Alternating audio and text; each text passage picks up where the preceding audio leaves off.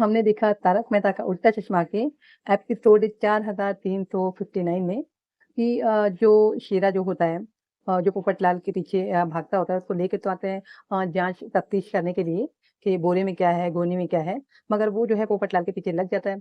तो पोपटलाल को भागना पड़ जाता है और फिर एक कहानी ये सुनाते हैं जो चारू पांडे होते हैं कि बचपन में जो शेरा को ट्रेनिंग दी गई, तो ट्रेनर जो है, वो डंडे की बजाय छाते का इस्तेमाल करता था और जिस तरह पोपटलाल अपने साथ हरदम छाता रखे रहते हैं, उस तरह वो ट्रेनर के पास भी छाता हुआ करता था, जिसकी वजह से जो शेरा है वो पोपटलाल को देख के भौंक रहा था।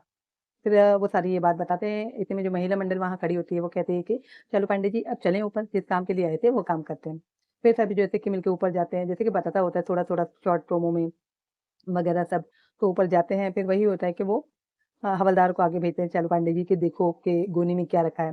फिर हवलदार जाता होता है, तो प्रोमो में ये दिखाया गया था कि चालू पांडे भी बोरे के अंदर जब झाँकते हैं, तो तब तक भिड़े आ चुके होते हैं, माधवी आ चुकी होती है, वो बोरे में झाँकते हैं और पीछे पलट के भिड़े को कहते हैं कि ये क्या है? अब यहाँ ये दिखाया गया है कि जब चालू पांडे जब ऊपर जाते हैं जाँच करने के लिए, तब नीचे जो है वो भिड़े और माधवी, सोनू आ चुके होते हैं और काफ़ी ताज्जुब करते हैं क्योंकि चालू पांडे की जो पुलिस की कार होती है, वहाँ खड़ी होती है, जीप वहीं खड़ी होती है और वो लोग ताज्जुब करते हैं कि किसके यहाँ आई है? तो भिड़े कहते हैं कि डेफ़िनेटली जेठालाल के यहाँ आई होगी पुलिस क्योंकि उसके ही ऐसे कांड होते हैं और सोनू कहती है कि काफ़ी खामोशी दिख रही है और नीचे भी सोसाइटी में कोई नहीं है, तो जल्दी से जाके ऊपर देखते हैं। जब ये लोग अपने घर पे पहुँचते हैं तो देखते हैं कि उन्हीं के दरवाजे के आगे जो भीड़ जमी है और एक गोनी रखी है, बोरा-सा रखा हुआ है और सब लोग परेशान हैं कि इसमें क्या है? अब जो चालू पांडे हैं हवलदार को कहते हैं और इसी तरह भिड़े भी कहते हैं कि मैं देखूँ क्या आके कि क्या है बोरे में? तो चालू पांडे उसको डाँट देते हैं, फिर वो खुद देखते हैं। जबकि पहले उन्होंने शेरा को छोड़ा होता है और शेरा भी मतलब सूंघता है उस बोरे को और दुम हिलाकर वहीं बैठ जाता है, यानी कि चालू पांडे को ये पता चल जाता है कि कोई खतरनाक चीज़ तो नहीं है इसमें।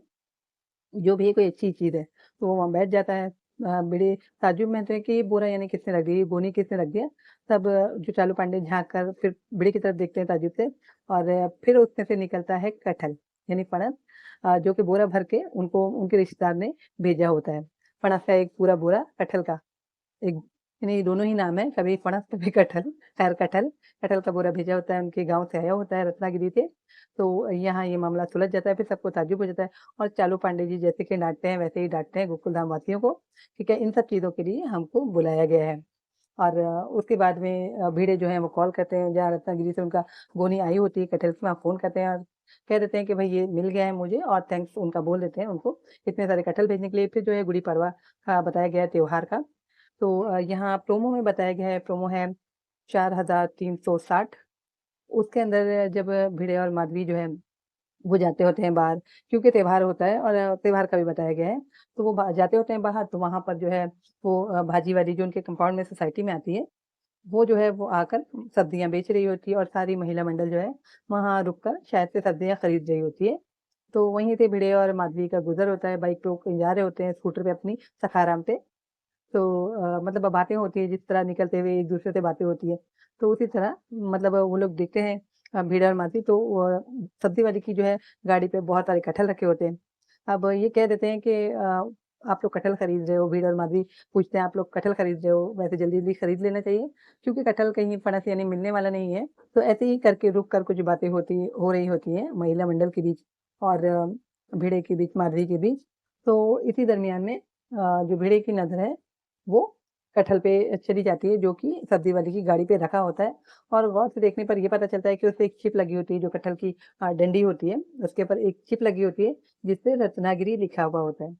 तो रत्नागिरी जब देखते हैं भिड़े तो उनको कुछ डाउट हो जाता है कि ये उन्होंने क्योंकि इतने सारे बोरी भर के कटहल आ गए थे और गोकुल धामवासी तो एक-दूसरे से प्यार-मोहब्बत करते हैं और एक-दूसरे की मुसीबत के वक़्त खड़े होते हैं।